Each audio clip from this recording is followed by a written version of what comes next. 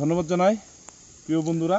আজকে আমরা এসেছি আমাদের বেরিবাইত ইউনিয়নে লাউ বাগান, এটা আমাদের মাগন্তীনগর গ্রামে লাউ বাগান।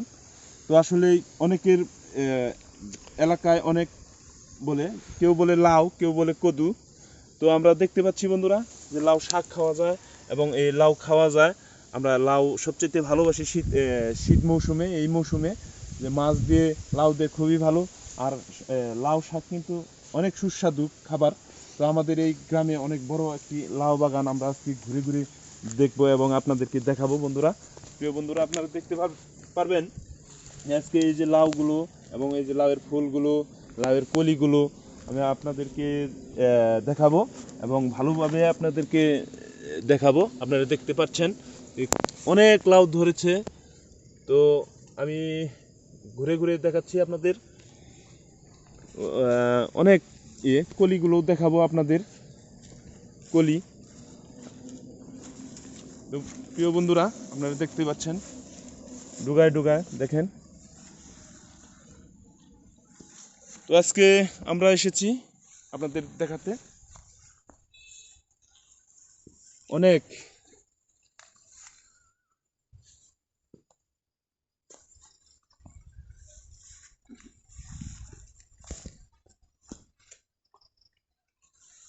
তো আপনারা দেখতে পাচ্ছেন যে আজকে আমরা ঘুরে ঘুরে আপনাদেরকে এই লাউ বাগানগুলো দেখাচ্ছি।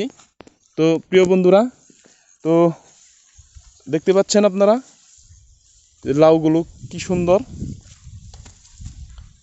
দেখেন, মাঝারি সাইজ, ছোট সাইজের লাউ।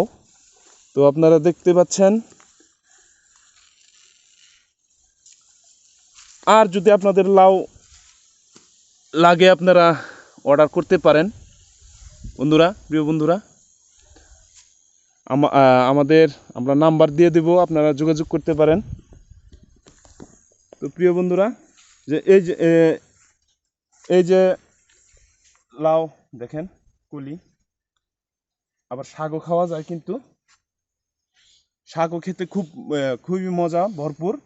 তো প্রিয় বন্ধুরা, আপনারা অনেক গ্রামে বা অনেক এলাকায় বলে যে কদু, আমরা বলি লাউ, অনেকেই বলে নাই, অনেকেই বলে কদু।